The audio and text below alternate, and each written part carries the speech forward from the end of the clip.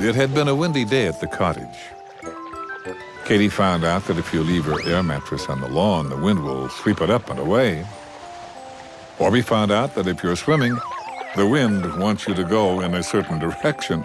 And they both discovered that a boat pulls hard on its rope to break free on a windy day. After lunch, Orbie decided that they should play dress-up. They hunted through the huge old costume box. Katie found a long, flowing dress that looked like fun. Orbie found a tuxedo top that'd make him feel like a maestro who conducts an orchestra. And at the bottom of the box, Katie found some long, colorful ribbons.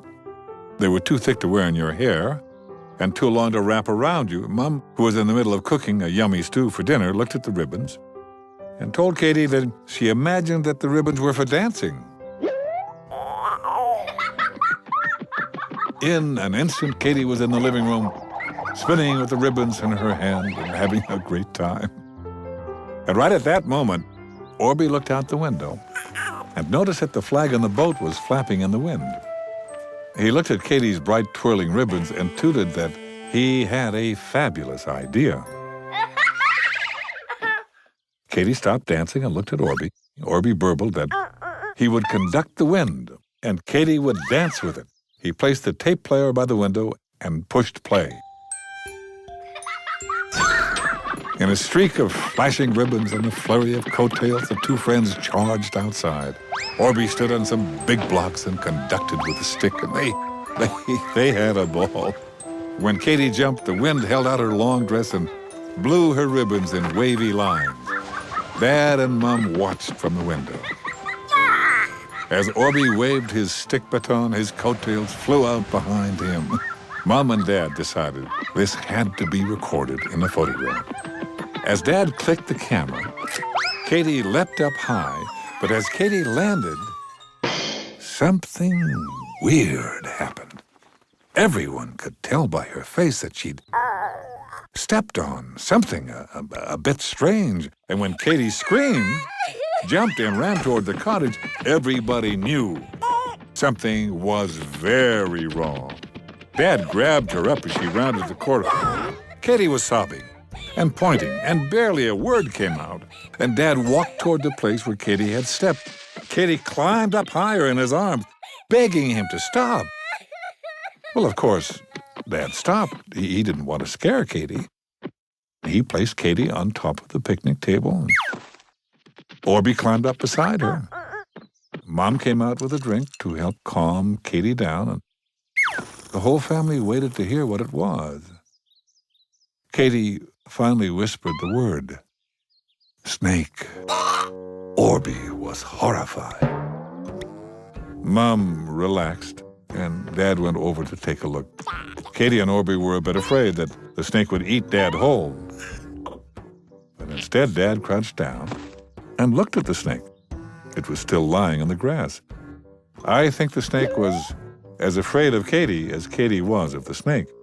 And I have to say that I'm pretty sure the snake was feeling a little sick from being jumped on.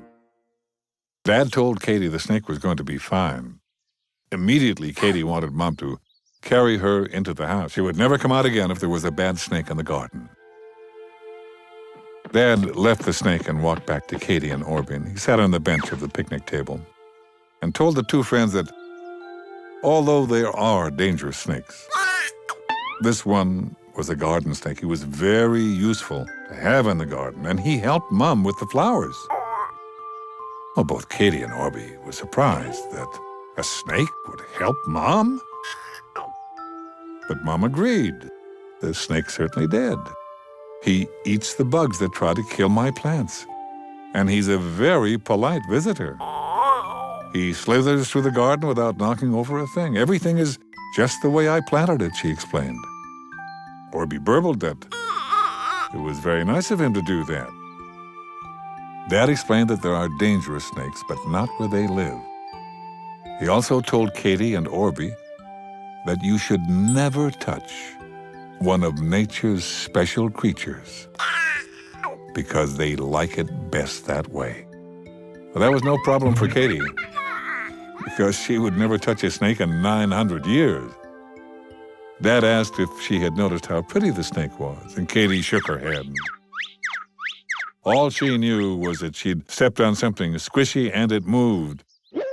Dad got a stick, and he asked Katie if he could show her the snake. He would keep it far away from her.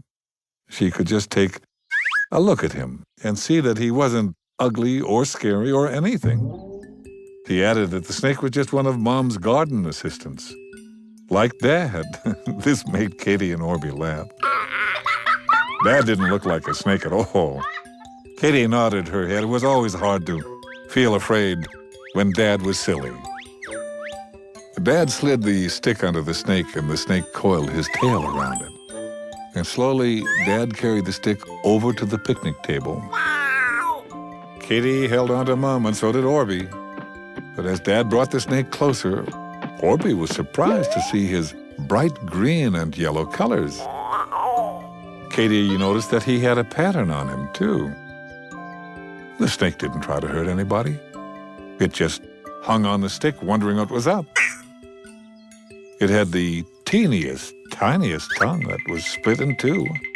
It shot in and out of his mouth. As Katie and Orbie were having a really good look at the snake, it looked right up at Katie. I think it was trying to tell her that he was sorry he was underfoot. Katie told him that she was sorry that she'd stepped on him. I'm not exactly sure, but I think the snake might have smiled. And I do know for sure that Katie did. From that day on, Katie wasn't afraid of garden snakes. Whenever she saw the snake sliding through Mom's garden, she always said, "Thank you for helping Mom."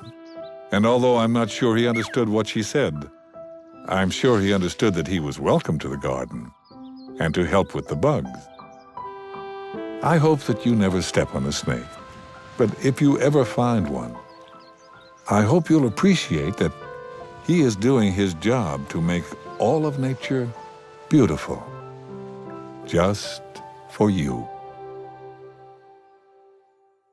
Did you know? Did you know? Did you know? Did you know? There are lots of things you can do outside on a winter's day. Hockey, ice skating, skiing, and tobogganing. Winter can be lots of fun outside playing with your friends. But when you all get too tired, just fall back and make snow angels.